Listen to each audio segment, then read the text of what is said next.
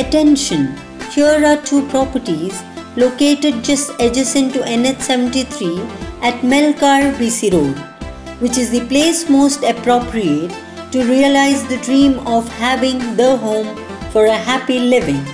Just 30-kilometer drive from Mangaluru, the west coast capital of Karnataka, two layouts of 20 cents and 19 cents respectively, with village ambience, are ready to build with clear documents.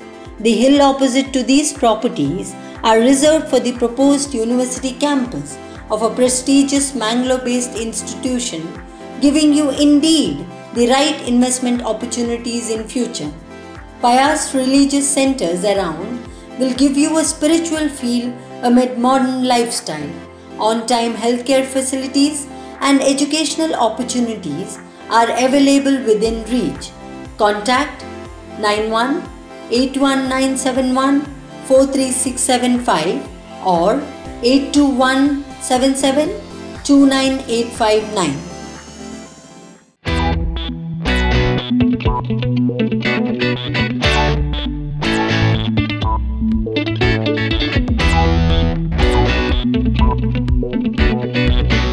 Good morning, viewers, and welcome back. I'm your host, Valerian Dalmaida. We have completed 27 episodes in the first series of Amazing People.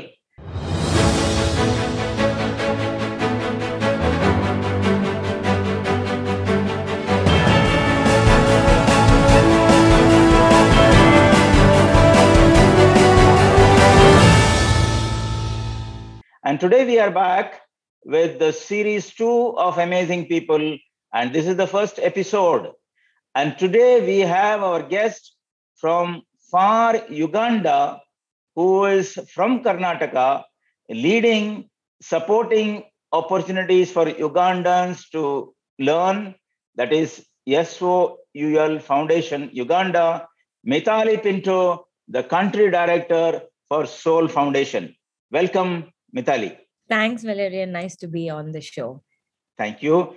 And before we start the show, it is my duty to introduce Mitali Pinto, Country Director for S.O.U.L, to all our viewers. Now, Mitali has a background in sustainable development, having worked with private and non-profit organizations in India, USA, Bangladesh, and Uganda. She has worked in collaboration with low-income and vulnerable communities in the areas of education, child development, sanitation, food security, and microfinance. While at graduate school, Mitali was a fellow with the S.O.U.L and worked to strengthen their M&D and development efforts. Mitali has a master's in sustainable development from the Heller School for Social Policy and Management and a bachelor's in economics from St. Xavier's College, Mumbai. She is passionate about a green environment, fitness, and exploring new cultures, food, and music. That's the introduction of Mitali Pinto, Country Director, S.O.U.L Foundation, Uganda. Once again, Mitali, welcome to the show, and let's start the show. Mitali, tell us more about you, your roots, childhood, parents, and family. I am Mitali. I currently live in Jinja. It's a city in eastern Uganda, so close to the border of Kenya. And I moved here in November of 2020, right in the middle of a pandemic. But the journey up till now has been exciting and very satisfying. So I am originally from Mangalore. My parents and my brother still live there. My father is Dr. S.O.U.L Pinto. He is a doctor based and a developer based in Mangalore. And my mother, Ratna Pinto, is a psychologist and many other things. And my brother, Sanjan Pinto, also lives in Mangalore, and he works on the family coffee plantations. And so my roots are all associated with Mangalore. I studied in Lud Central School in Bijay, right from third standard up till 10th. And then I moved to St. Aloysius, where I pursued a science combination of physics, chemistry, math, and biology, thinking I would become a doctor. But that never happened. And, I made the conscious decision of not pursuing that career path. So I moved to Mumbai, where I took up a bachelor's of economics and commerce. So 3 years of undergraduation was in Mumbai. But growing up in Mangalore was great. Lots of friends who I still am in touch with over there.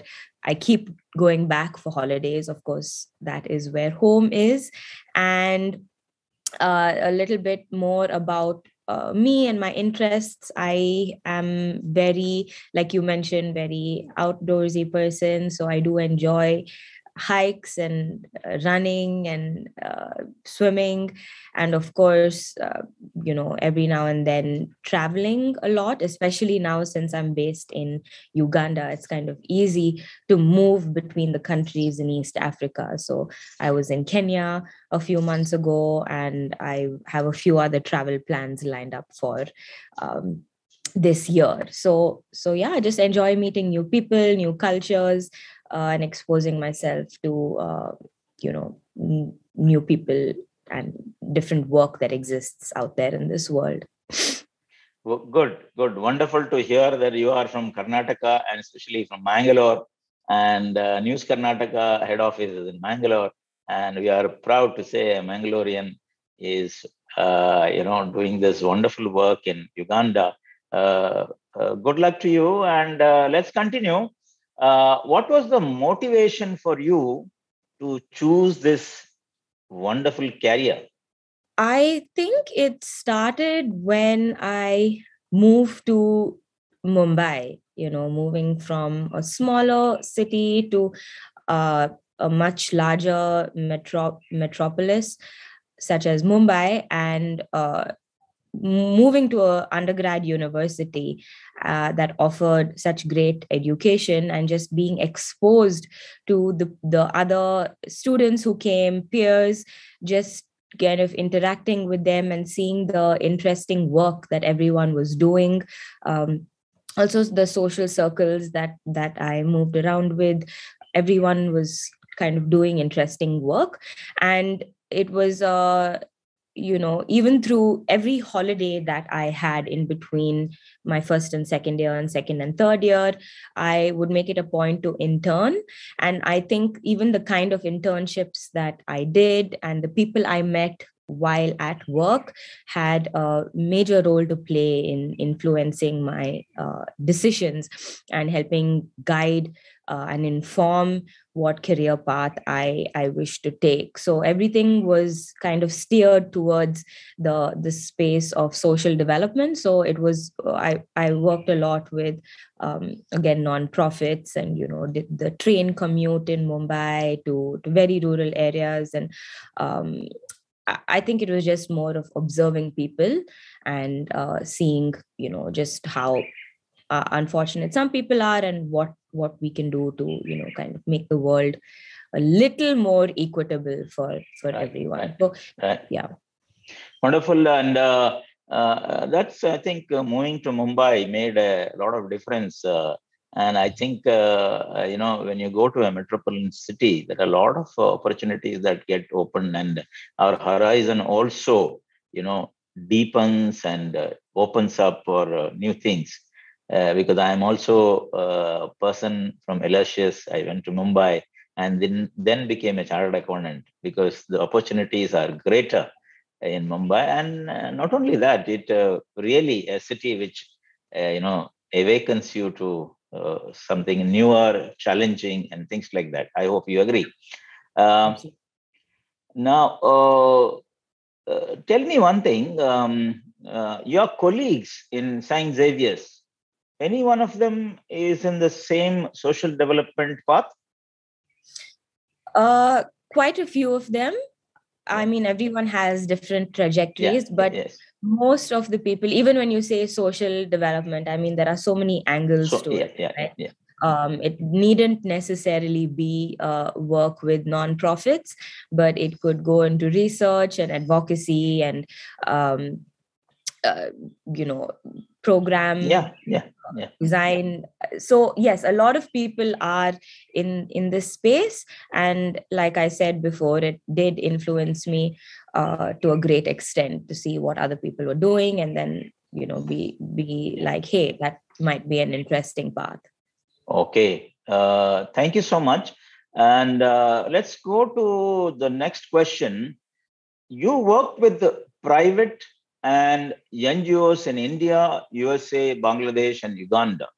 Share your experience with our viewers. Some of the nonprofits that I worked with in India during my time over there, this was right after undergraduation. I stayed on for another 4 years in Mumbai to launch my career. So I started off with a organization called Samhita Social Ventures, and they are a CSR consulting firm. Now, CSR is corporate social responsibility, and it's a mandate in India that companies that earn more than a certain level of profit or revenues, I think the percentage now, 2% of that has to go towards a social cause. So my role in that organization was as a liaison, a bridge between the corporates and the nonprofits who would serve as the implementing partners. So a lot of the companies that exist in today's India have their own foundations that are set up, to pursue this CSR component, whether it is in healthcare or education or sanitation, whatever it is. But some of them don't have their own foundation. Some of them, partner with other NGOs or social enterprises that do the implementation work. So my role and the company's role was really to help formulate a CSR strategy or help with the implementation and the program evaluation. So I was with them for about 2 years, and then I moved on to a nonprofit called Toy Bank that was also based in Mumbai. And what Toy Bank does is promote development of children, but through play, any form of play, structured, informal play, board games, because any form of play is finally helping a child with some development aspect, whether social or emotional or cognitive. A board game like Monopoly, right, is helping you strategize and plan and work with your other friends and go through the whole board game. So my role over there was to help with the fundraising.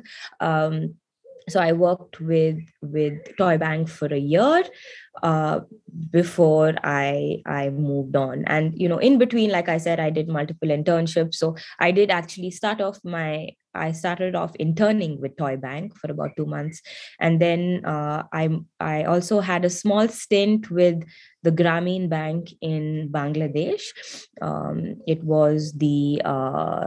It is still a big promotes microfinance.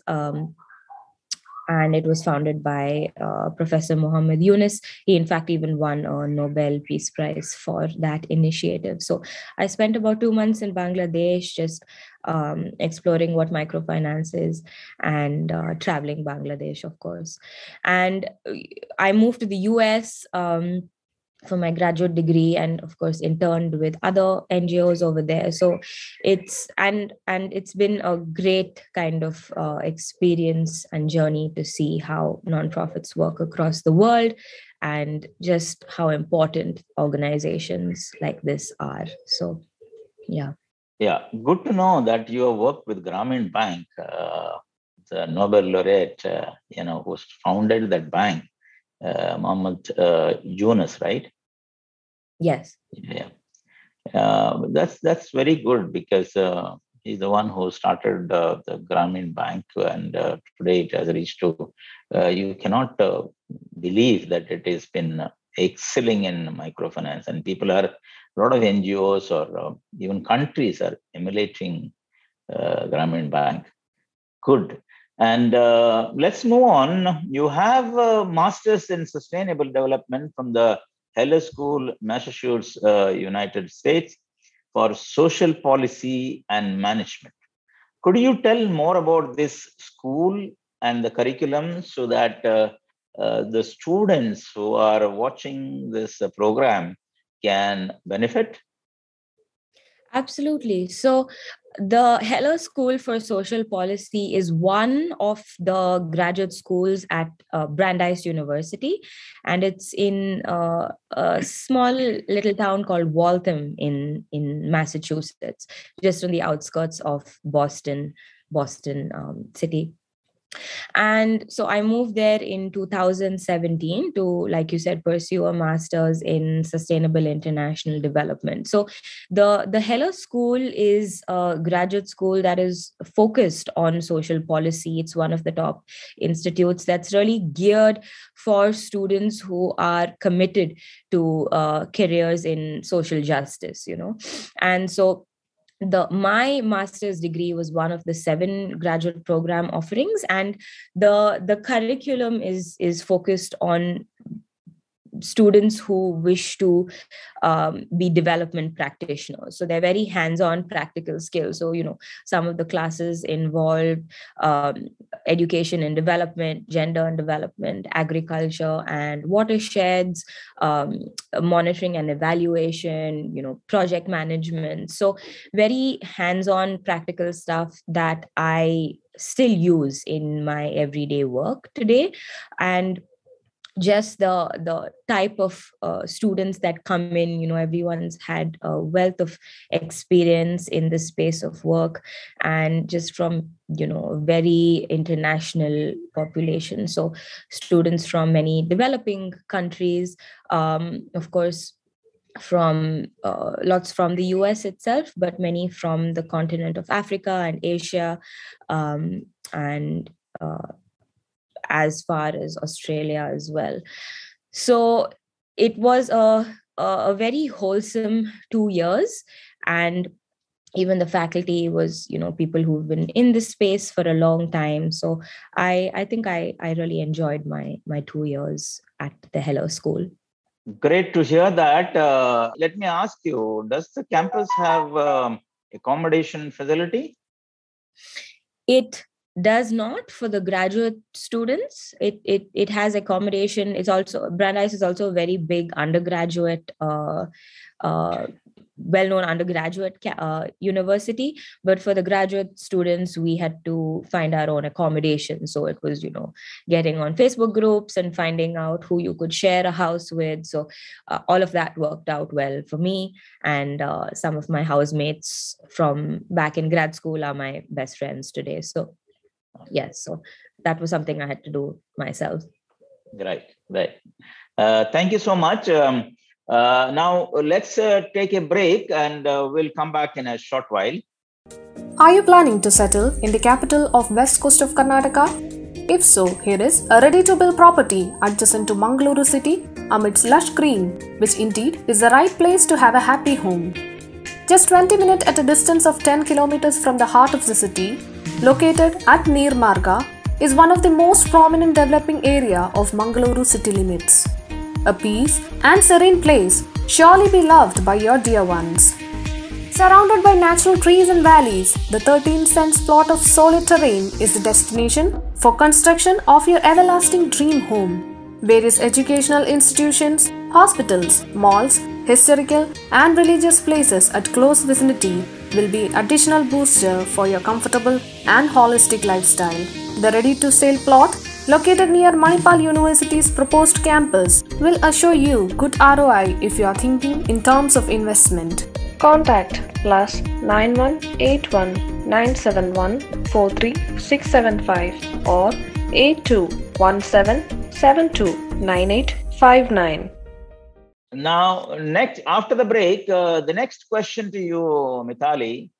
While at graduate school, you were a fellow with the S.O.U.L.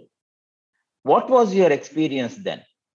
My journey with S.O.U.L began as a fellow, in other terms, as an intern with S.O.U.L during my time at graduate school. So while I attended classes for one whole year, I had the option in my second year to opt out of those classes and pursue work or an internship or a fellowship with any organization. So I stumbled upon S.O.U.L, interviewed with them, and started my work. So S.O.U.L is headquartered in the US, and at that time the director of development was based out of Washington DC. So I moved base to Washington DC for about 6 months, and my work with S.O.U.L was really to help with their development and fundraising efforts, and also do program evaluations. So just looking at some of the data from the programs and evaluating, the success or the challenges or the gaps based on that data. So my journey with S.O.U.L began as an intern. And at the end of my time in Washington, D.C., I actually came to Uganda initially at that point in early 2019 to actually see the programs on ground. So I was in Uganda back then for about 1.5 years. And that was my true introduction to, what the nonprofit was.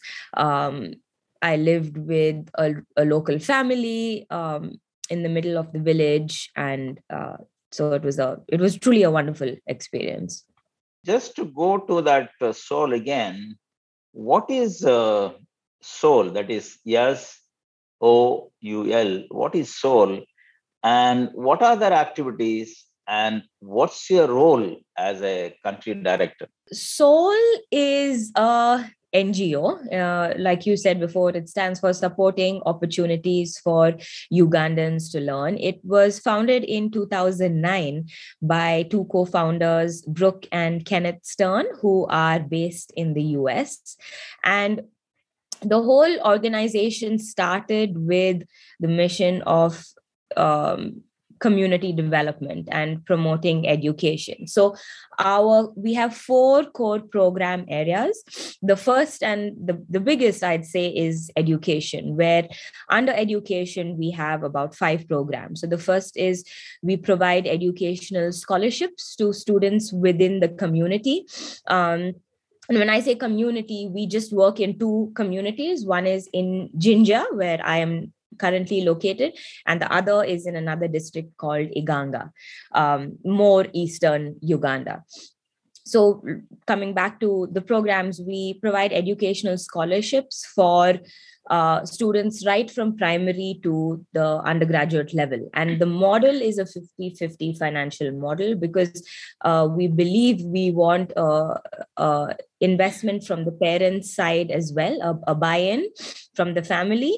So once the 50% of the tuition or the fees comes in from the parents, then S.O.U.L takes on the other 50%. But if you look at the numbers, when we move to tertiary level or undergraduate level, S.O.U.L takes on a much higher percentage, because education in Uganda can become expensive, especially if a student is pursuing a formal education route. But the government is kind of pushing towards technical and vocational skilling, what is commonly termed as TVET, and they're pushing for skills and vocational skills. So many of our students also, if they don't have the aptitude or if they just don't have the interest for a formal path, we kind of push them towards skilling. So whether this is carpentry, welding, tourism and hotel management, just because Uganda is big on tourism. Yeah. So educational scholarships is a big part of what we do. We currently sponsor over 350 students in the community, right? And we also run 2 pre-primary schools catering to about 200 students at 3 levels. So the baby class, the middle class, and the top class. And this is for students in the community. And this is the level just before they move into primary school. So we run 2 preschools on 2 of our campuses. We also have a large ICT lab on both the campuses. And these computer labs are really to bridge the digital divide between rural and urban areas, just because when I say we are in Jinja, we are about 10 kilometers from Jinja town.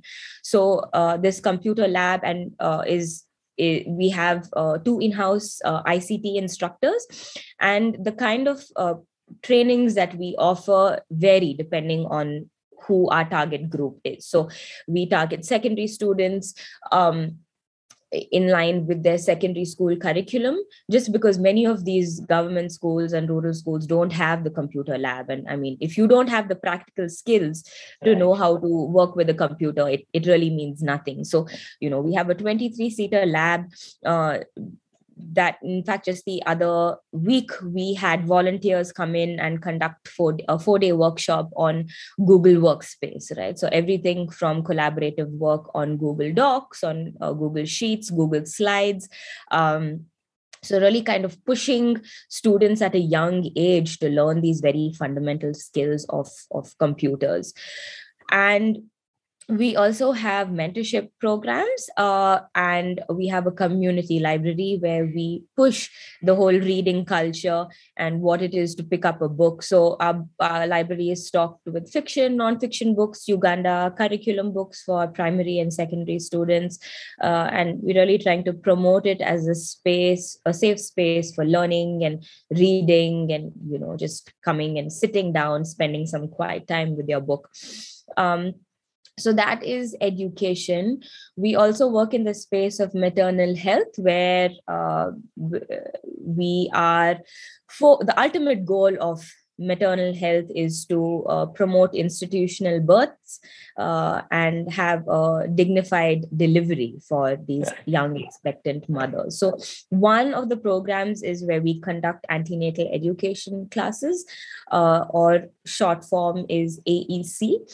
And these are targeted towards young mothers and adolescent girls of, reproductive age, wherein we spread important information and awareness that is required for the 9 months of pregnancy of a mother. So right from, how many antenatal clinic checkups you need to go for, scanning, danger signs during pregnancy, nutrition, and ultimately that the goal is to have an institutional birth and kind of move away from traditional birthing assistance, giving birth in unhygienic and unsafe conditions. And then finally, registering your child with the National Registration Authority so that you're counted as a part of the Uganda census, or so to say, So and Uganda being a very young population, the fertility rate is very high amongst women over here, especially as you move more towards the rural areas. So it's really spreading that vital information. So we have an in-house instructor and WHO, World Health Organization, standardized curriculum. And these classes are remote. They're conducted for 2 months, and we kind of go out to the villages and mobilize women to attend these classes. In fact, today we are just graduating our 28th class ever since inception. So we have a big graduation at the end of today.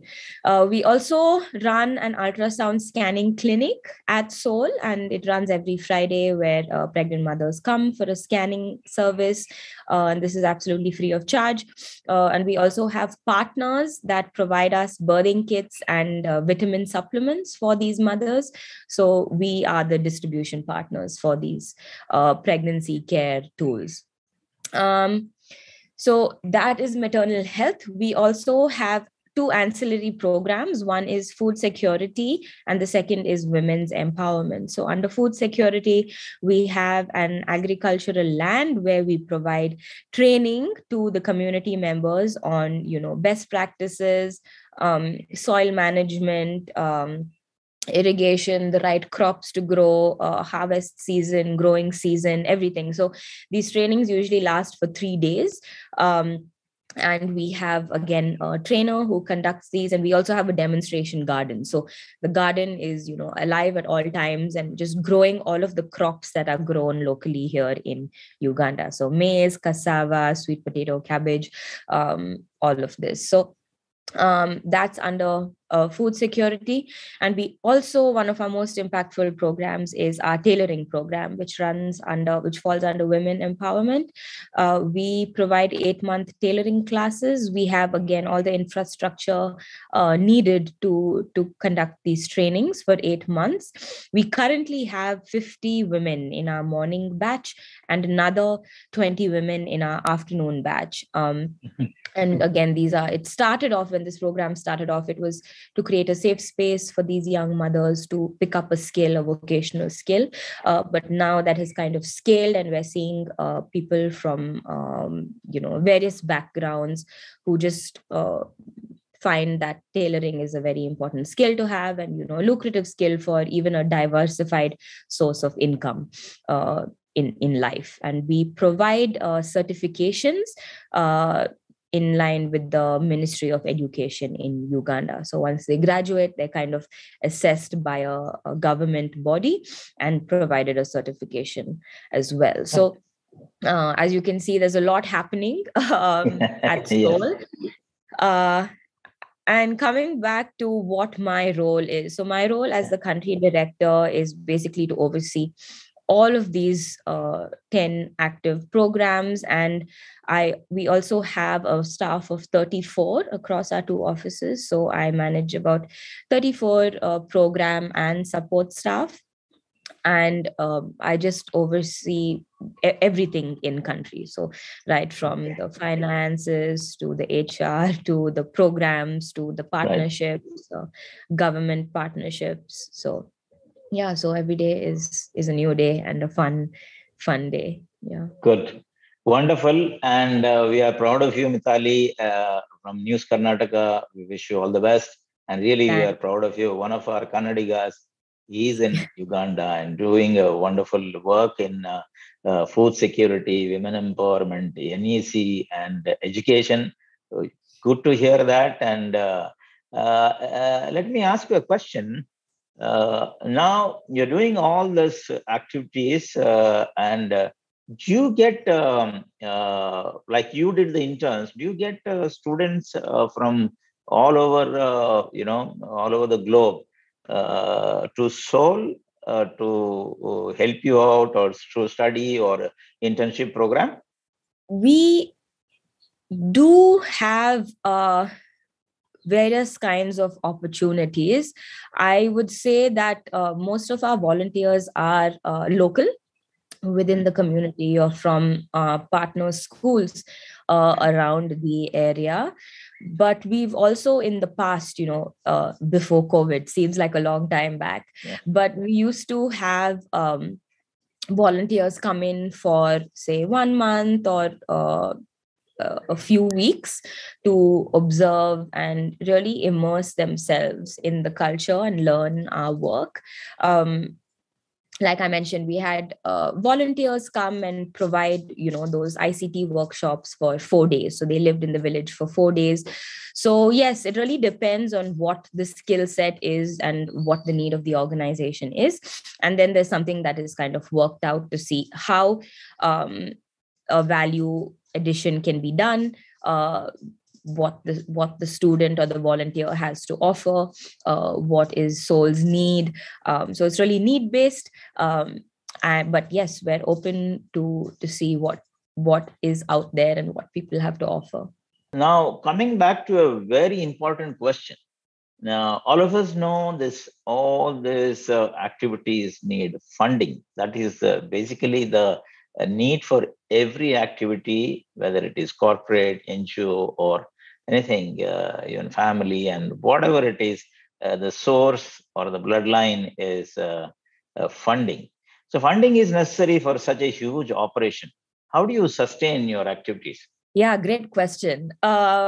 funding is always on the top of our minds.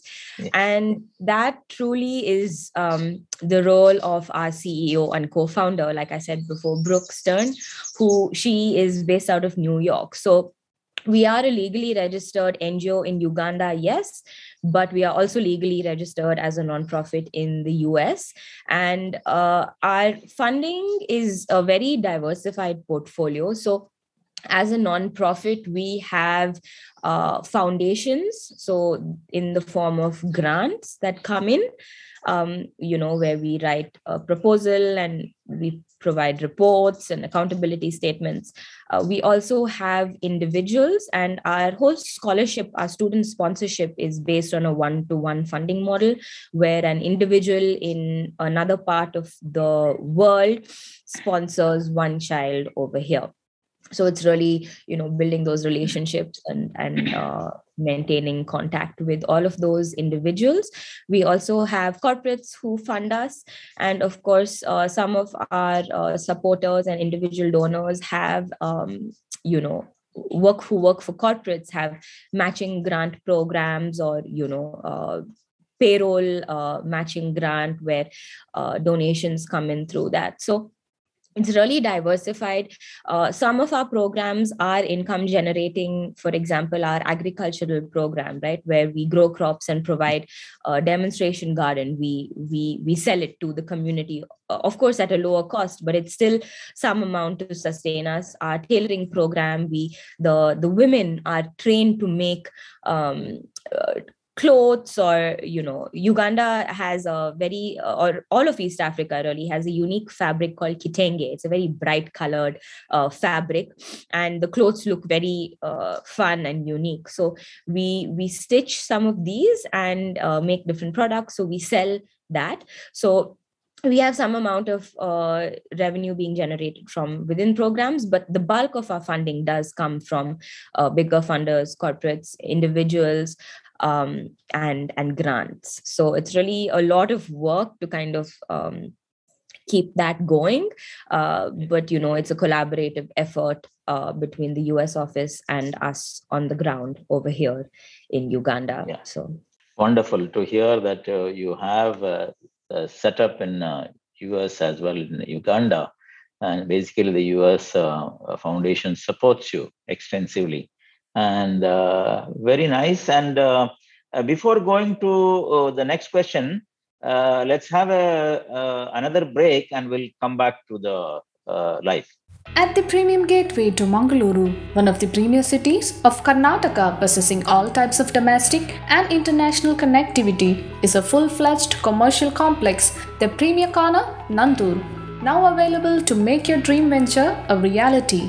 Each floor is spread across 4,200 square feet to provide a class ambience to your clientele. Adhering to all safety norms, the Premier Corner is all set to be a game changer for any business, thanks to its easy connectivity. Located right beside NH66, Premier Corner has been built in view of futuristic needs, with ample space for vehicle parking in 2 basements. The G+3 story building is the right place to start premier ventures like corporate office, vehicle showroom, IT firms, exclusive retail shops, brand outlets, and to add on, a terrace cafe. Come, invest and own this premier space at Premier Corner. Contact +91 81 971 43675 or +91 7676 218101 for a premier business deal. Let's go to a question which is, very relevant. In this world of disproportionate wealth distribution, how important is the work of S.O.U.L and many other NGOs of the world to mitigate this anomaly? You know what I'm asking, because the wealth distribution today is so disproportionate. So this is the question. How S.O.U.L contributes to mitigate this and other NGOs of the world? Yes, great question. And, like you said, there's so much, disparity between the haves and the have-nots, or so to say. So I firmly believe that organizations such as S.O.U.L and so many more out there are filling a very big and fundamental gap in providing such basic services to communities, vulnerable communities, which may not necessarily be filled in by the private sector. And especially S.O.U.L, we pride ourselves in being a community-driven development organization, in the sense that we serve the communities that we work with across all of these program areas. So things like education, maternal health. If somebody is providing you tuition fees and upkeep money to kind of sustain your education, there is really nothing more powerful than that, because we all know education is the best tool out of cycles of poverty. Getting a skill, whether it's formal or informal, the minute you have an education, the minute you have a skill that can take you, it can provide income for your family and generations to come. So coming back to the role of these organizations, yes, they are extremely important. There may be, yes, inefficiencies that come along with operating NGOs, but at the end of the day, if they're bridging a very fundamental gap of a service, then yes, they are very important. And S.O.U.L has been around for 13 years now, and we've kind of seen the difference we have made. The numbers speak a lot, the data we've collected speak a lot to our work. And just coming back to education, some of the students we sponsored right from their primary level 1, they are now at an undergraduate level, and just to kind of see their trajectory over the years has been very satisfying. So yes, we are filling a fundamental gap, and not just S.O.U.L. There are so many organizations, not only in Uganda, India, and across the world, that are filling this very fundamental gap. Yeah. Very good. And you have really explained this question very well. Now, coming to this is a passionate thing, are you enjoying your work? And do you recommend this to the youngsters as their career?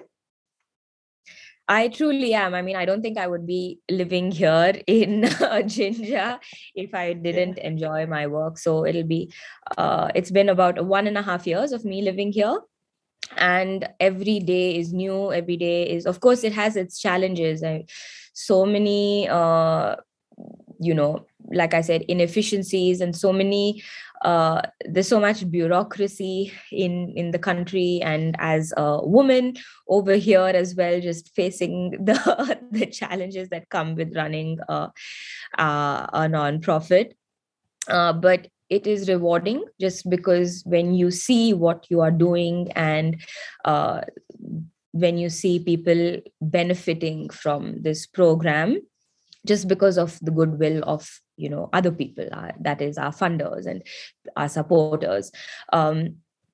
It is a very fulfilling career path, and yes, I would recommend it. Of course, you have to be interested and passionate, and in the area of work, kind of follow what is happening at a global level. But it is rewarding at the end of the day. And I would recommend it. Of course, there are various ways to reach this final path, but overall, I do feel that this space is a rewarding space to be in.